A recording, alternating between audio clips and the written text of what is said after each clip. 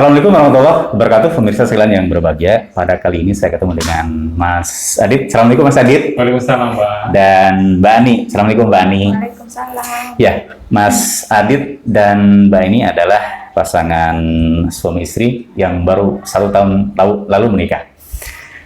Mbak Ani masih mengambil studi di Fakultas Kedokteran, sudah selesai sarjana kedokteran, sedang menempuh koas atau asisten dokter, dan kemudian nanti baru internship.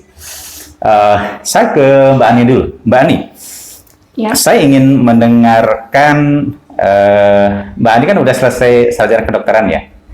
Kemudian yang sekarang ditempuh adalah koas. Sudah berapa lama koas ini? Koasnya sudah hampir 2 tahun. 2 tahun, hampir selesai ya? Atau berapa lama lagi kalau dihitung secara waktu? Kalau dihitung secara waktu harusnya November kemarin, November Desember tahun 2020 udah selesai. Betul. Karena kan kemarin ada pandemi, Betul. jadi libur selama 1 semester. Baik. Bagaimana ketika pandemi bulan Maret yang lalu muncul? Kan ada banyak hambatan ya? Iya. Hambatan-hambatan apa saja yang terjadi dalam menyelesaikan studi yang dialami Mbak Ani ini? Hambatannya banyak sih. Ya, Yang pertama, kita ditarik dari rumah sakit pendidikan utamanya. betul. Terus habis itu nggak ada kejelasan sampai sampai diliburkan selama 1 semester atau 6 bulan. Betul. Dan selama libur itu kita nggak dapat materi, nggak Betul. dapat praktek apa-apa. Jadi memang full nggak belajar sama sekali. Betul. Terus karena itu akhirnya yang pihak dari koas ini kayak kapan kita selesainya kalau misalnya seperti ini terus gitu. Apalagi kan harusnya selesainya sudah November Desember ya. Betul. Dan 2020 sudah lolos lah, udah nggak ada koas-koas lagi kayak Betul. gitu. Tapi ternyata karena ada pandemi, ya sudah kita nunggu keputusan dari pimpinan dari fakultas. Jadi yang menghentikan 1 semester untuk tidak melakukan melanjutkan studi di level koas ini adalah fakultas sendiri ya? Yang pertama fakultas, Betul. yang kedua pimpinan dari rumah sakit pendidikannya tersebut karena Baik. nggak mau mengambil resiko yang terlalu banyak, nggak terlalu tinggi. Baik. Keberatan mereka apa? Keberatannya karena kan kalau koas-koas itu kan suka berkeliaran, suka kemana-mana. Betul. Jadi terus yang ditakutkan sama mereka ini nanti koas-koasnya kayak tertular sama COVID gitu. Apalagi Baik, COVID baik. kan menularnya nggak kenal usia, nggak. Ya, ya. Pokoknya siapa saja bisa kena kayak gitu. Jadi ya yang ditakutkan sama mereka ya kalau misal koasnya pada kena. Betul. Apalagi kan koas ini masih tanggungan sama orang tua. Betul. Jadi betul. mereka pada takut. Yang paling agak keras menolak melanjutkan koas itu fakultas atau rumah sakit pendidikan? Kalau yang paling keras menolak itu sebetulnya fakultas. Fakultas ya. Karena memang dari fakultasnya sendiri takut kalau misal kita itu ada yang terdampak, ada yang kena. Betul. Seperti itu. Betul. Karena yang saya bilang tadi, karena koas ini masih tanggung jawab orang tua, jadi Iya, tidak iya. mau mengambil resiko yang lebih besar. Baik, artinya keputusan untuk lockdown atau berhenti studi itu disebabkan karena pertimbangan kesehatan ya, Iya. takut terdampak dan lain sebagainya. Nah, sekarang sudah dilanjutkan kembali, itu berarti bulan Januari ke sini melanjutkan yang langkah berikutnya setelah off selama 1 semester itu ya? Iya, jadi karena kita sudah memberontak, takut nggak cepat selesai. Oh, terjadi protes juga dari mahasiswa ya? Iya. Betul, betul. Terjadi protes karena nggak mau selesai. Akhirnya pihak kampusnya ada 2 opsi. Betul. Satu opsinya buat online, satu opsinya nanti setelah angka COVID-nya menurun, Betul. baru dimasukkan ke rumah sakit pendidikan. Iya, kan koas ini nggak bisa online kan? Harus Iya. praktek di rumah sakit Iya, ya? harusnya seperti itu. Iya. Karena dari COVID ini sendiri, jadinya dipertimbangkan untuk online, mendalami pemateri. Baik. Berarti ke teori kembali ya? Iya. Karena untuk teori praktek di kembali. rumah sakit nggak bisa. Mbak Ani ini di universitas mana Mbak? Di Muhammadiyah Semarang. Universitas Muhammadiyah Semarang. Kemudian praktek sakitnya di mana aja koasnya itu? Koasnya yang paling utama itu di Rumah Sakit Tegurejo. Betul. Kemudian kadang ada yang di Delanggu. Iya. Kemudian ada di Rumah Sakit Jiwa Amino Semarang. Yang terakhir di Rumah Sakit Aisyah Kudus. Betul. Berarti ada 3 rumah sakit ya? Sekitar 4 rumah sakit. rumah sakit. Nah, ini harapannya selesai koas ini sampai kapan? Harapannya sampai selesai koas ini sampai bulan Juni. Bulan Juni. Sudah selesai, kemudian masuk ke jenjang berikutnya yaitu internship ya? Untuk jenjang berikutnya sebelum internship harus melangkahi ujian nasional terlebih dahulu. Baik. Ujian dulu baru ke langkah berikutnya ya. Baik, sekarang ke Mas Adit nih. Iya. Mas Adit kan berarti pertama ya harus ditinggal istri ya. Ya. Nah, itu yang pertama. Dan yang kedua juga harus memberikan motivasi kepada istri gitu kan. Iya. Nah, kira-kira ketika mengetahui kondisi ini berubah dari normal ke pandemi ini, apa pembicaraan Mas Adit dengan Mbak Ani atau kira-kira seperti apa yang dikatakan Mas Adit sehingga studi tetap lanjut? Sementara Mas Adit sendiri kan harus tidak bersama istri untuk beberapa lama ya. Bagaimana cara membangun komunikasinya Mas Adit? Kalau saya sih nggak terlalu banyak ribet-ribet ya, karena kan kita di awal sebelum nikah pun juga ada konsekuensinya. Buat dia pun juga masih koas dan saya juga harus bisa mengerti dia. Gitu. Betul. Dan kalau misalnya kemarin kan kebetulan setelah kita nikah itu kan langsung pandemi. Dan ya udah kita ngikutin apa arahan dari kampusnya dia aja. Bagaimana maunya kampusnya, karena kan kita sebagai keluarga juga nggak mau dia terpapar juga kan. Betul. Itu sebetulnya. Dan antara gimana ya, antara ada unek-unek kapan selesainya istrinya, karena kan itu pun dia sebelum dia di beberapa semester pun kita juga baru selesai biaya semester Pak. Oh gitu? Iya, dan setelah itu libur, kemudian libur masuk bayar lagi dengan sama. Libur semester tetap bayar kan? Iya, jadi ada kompensasi di situ yang agak tertekan sedikit kan. Padahal ini keputusan mereka sendiri ya, bukan keputusan mahasiswa kan? Betul. Sulit itu. Padahal kita bukannya nggak bayar biaya studi, cuman kan kita paling nggak ada kompensasi lah. Iya, tidak ada proses pembelajaran. Seperti itu, karena kita nggak dapat kayak proses pembelajaran online atau sebagainya, dan itu pun baru dimulai setelah semester berikutnya. Betul. Itu. Kalau kita yang memutuskan untuk cuti lain soal kan? Iya, lain soal. Ini kan yang memutuskan kan mereka. Iya. Jadi kita ya udahlah, kita mungkin ikutin aja gimana aturan mainnya dari pihak kampus gitu aja. Nggak usah terlalu memaksakan, nanti malah kita sendiri yang ribet. Gitu. Betul. Kalau secara mobilitas ini kan Mbak Ani dan Mas Adit di Pekalongan, Mbak Ani harus pergi ke Semarang ya. Bagaimana cara ininya? Mas Adit harus nganter ke sana atau bagaimana? Atau Mbak Ani berangkat sendiri? Bagaimana itu? Bisa diceritakan. Kalau kayak gitu kita harus benar-benar ya, sebenarnya sebagai suami nggak tega juga Pak. Nggak tega juga, ibaratnya istri pergi sendiri, kemana-mana sendiri. Cuman kan karena keadaan sekarangnya saya juga ada kegiatan di sini juga, jadi nggak bisa ibaratnya mengantar istri ke Semarang gitu. Jadi ya mungkin saya mengantar istri sampai stasiun, nanti sampai stasiun istrinya ya sampai ke sana dengan kayak diantar masinis ya. Iya. Jadi istri saya ini benar-benar Wonder Woman ya. Iya, Wonder Woman. Karena udah sebelumnya dia kurang terbiasa kemana-mana harus diantar gitu Pak. Cuma kan saya sebagai ini ya udah mau gimana lagi gitu. Betul. Saya ada kegiatan sini, dia ada studi di sana, ya udah kita mandiri aja dulu. Betul. Keadaan. Ya, ketika ada kesepakatan keputusannya seperti apa, tapi kedua belah pihak oke, sebetulnya nggak masalah juga ya. Gitu. Walaupun Mas Adit ya harus sabar, Mbak Ani juga harus aduh kok nggak diantar gitu kan? Gitu. Ya. Pasti kan namanya perempuan nggak mungkin kan nggak ada gitu. Apalagi udah punya suami kan. Suaminya mana kok?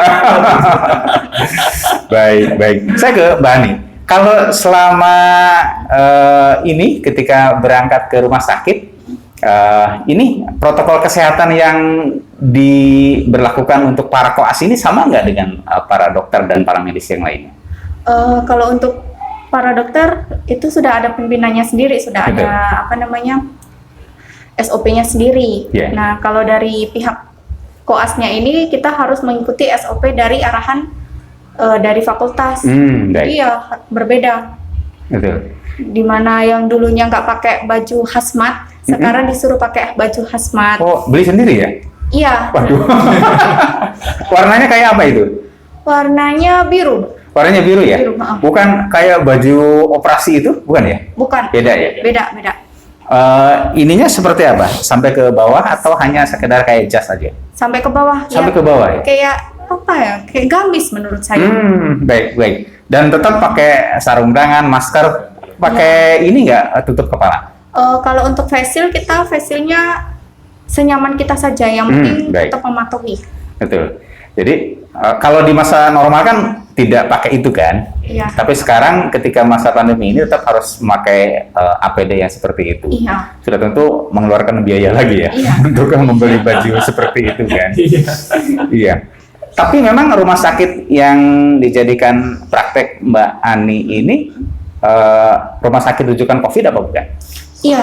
Rujukan COVID. Baik. Bisa melihat berseliweran pasien COVID datang, kemudian dokter mengambil ke IG dulu atau langsung ke ruang isolasi? Kalau sejauh ini sih belum pernah ketemu ya. Belum ketemu ya?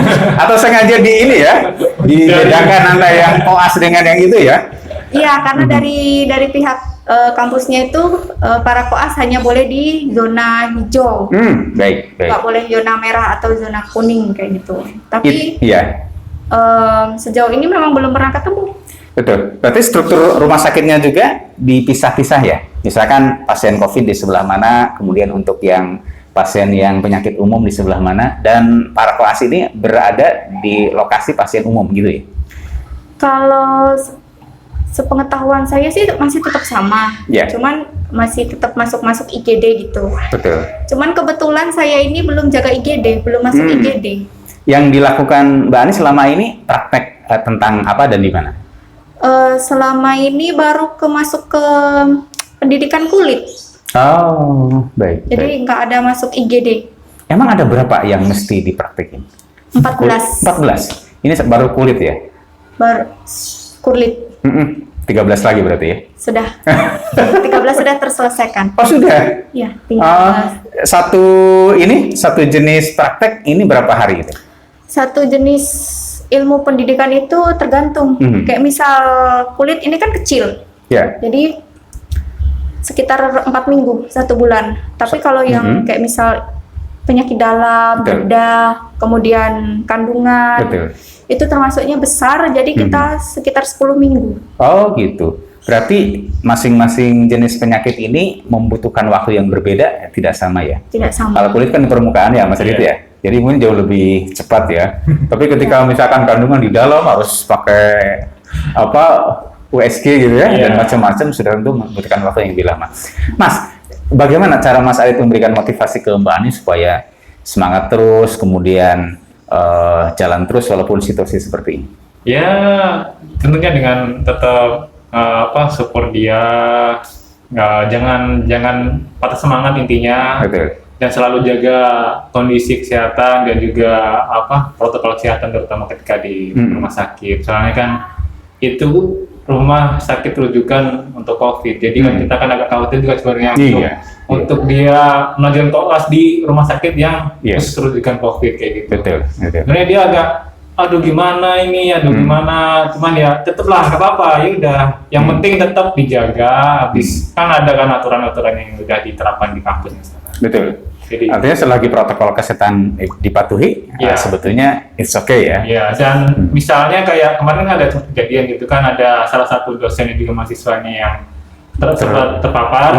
Baik. Itu juga langsung dari Pak Kampus untuk menyuruh mahasiswanya langsung isolasi diri. Iya, isolasi diri, kemudian tes swab kayak gitu juga untuk kan menghindari siapa aja yang ini ya terindikasi gitu aja. Betul. Dan meminimalisir yang terpapar COVID. Betul. Memang ada kawan mahasiswa yang sedang praktek terinfeksi? Iya, ada. Karena sebagian ada yang karena memang sudah ada penyakit komorbid atau bawaan dari keluarga. Sebagian memang karena orang tuanya itu dokter sekaligus dosen, jadi dalam satu rumah itu terkena. Oh iya, artinya mahasiswa itu bukan karena faktor dianya Iya. sedang koas ya, Iya. tapi karena faktor dia, orang tuanya dokter gitu kan, kemudian mungkin bapaknya atau ibunya membawa penyakit, akhirnya dia terinfeksi di rumah sebetulnya ya, bukan di tempat praktek di rumah sakit ya. Iya. Ya, kalau dihitung sampai selesai dan bisa praktek, berapa tahun lagi, Mbak Ani? Praktek apa dulu nih Pak? Praktek, oh gitu. Ya. Kan setelah selesai koas ujian dulu ya. Iya, Iya. Setelah ujian nasional, kemudian yang langkah berikutnya ke Internship. internship. Nah. Berapa lama internship? Internship 1 tahun. 1 tahun. Betul. Nah, setelah selesai internship ini apa lagi? Setelah internship sudah selesai karena sudah mendapat surat SIP atau surat izin praktek Izin sendiri. praktek. Entah itu nanti dia praktek di rumah Betul. atau masih pengen praktek di instansi. Klinik gitu ya. Nah, berarti setelah internship dipastikan sudah memegang surat izin praktek itu dan bisa memasang papan nama gitu ya. Iya. Dan rencananya di mana, di Pekalongan ya? Atau di mana? Kalau memang sudah selesai. Lihat nanti dulu aja. Oh ya tadi dulu. Iya, kan kalau di Pekalongan Mas Adi tetap ada yang nemenin kan? Iya. Gitu kan. Kalau jauh-jauh kan dapat lagi kan? Walaupun memang Pekalongan ini ya, ya kalau banyak dan enggak relatif menurut saya. Iya. Kalau praktek banyak dan enggak relatif lah. Tapi mudah-mudahan ini menjadi kalau sudah goalnya kita tetapkan kan, kita semangat untuk mencapainya ya. Mas Adit, harapan ke depan seperti apa? Mas Adit selama ini masih suka ditinggal gitu kan? Harapan ke depan setelah selesai ini apa yang akan dilakukan oleh Mas Adit? Harapannya apa ya? Intinya kita tetap meraih mimpinya masing-masing gitu kan. Dia dengan profesinya dokternya, saya mungkin dengan ada pekerjaan yang saya impikan juga. Betul. Jadi biar semuanya insya Allah mudah-mudahan lancar lah ya. Betul. Mudah-mudahan lancar, terus ya ini itu aja Pak. Dan itu dibutuhkan masing-masing punya jiwa yang mandiri ya. Ya, itu tadi Pak. Artinya tidak depend on, tidak bergantung gitu kan. Iya. Atau tidak manja mungkin istilah anak muda sekarang kan. Struggle-nya harus kuat, kemudian semangatnya harus tinggi. Kalau ada masalah dikit-dikit ya diselesaikan sendiri gitu ya. Nggak terlalu banyak curhat gitu ya. Ya, kalau Mbak Ani harapannya setelah selesai bagaimana Mbak? Harapannya setelah selesai bekerja. Bekerja di Pekalongan? Belum tahu. Tahu enggak? Karena sekarang kan fokusnya dia biar selesai dulu. Oh, biar selesai dulu ya. Selesai dulu. Soalnya dari udah lama banget harusnya tahun lalu selesai tapi Ya. mundur-mundur. Artinya kalau udah selesai gampang lah gitu ya mikirnya ya. Yang penting ini selesai dulu itu yang menjadi beban ya. Iya. Beban pemikiran, kemudian beban studi gitu ya. Ya, saya berdoa agar Mbak Ani cepat selesai, kemudian bisa meraih cita-cita yang diinginkan gitu. Iya. Mas Adit, closing statement Mas. Kondisi hidup dalam masa pandemi ini menurut Mas Adit hikmahnya apa? Hikmahnya kita lebih banyak bercengkrama dengan tetangga, dengan Betul. keluarga, lebih Betul. banyak interaksi, komunikasi, Betul. dan juga lebih sabar dalam menghadapi ujian. Ini kan sebenarnya ujian untuk kita semua kan. Betul. Jadi kita harus bisa tetap sabar dan semoga ujian ini bisa cepat berlalu. Betul. Kalau Mbak Ani hikmahnya beda kali ya. Apa hikmahnya Mbak ketika seperti ini? Hikmahnya lebih banyak kumpul sama keluarga sih. Baik. Karena kan tahu sendiri koas nggak pernah ada libur. Jadi tetap banyak waktu buat keluarga. Baik, mudah-mudahan dalam kondisi apapun kita tetap masih semangat dan saling mendukung satu sama yang lain Mas Adit ya. Baik, makasih Mas Adit. Mbak Ani makasih. Demikian pemirsa perbincangan saya dengan Mas Adit dan Mbak Ani, luar biasa bisa menjadi inspirasi bagi pemirsa sekalian. Kita bisa bergabung lagi dalam acara yang berbeda. Assalamualaikum warahmatullahi wabarakatuh. Waalaikumsalam.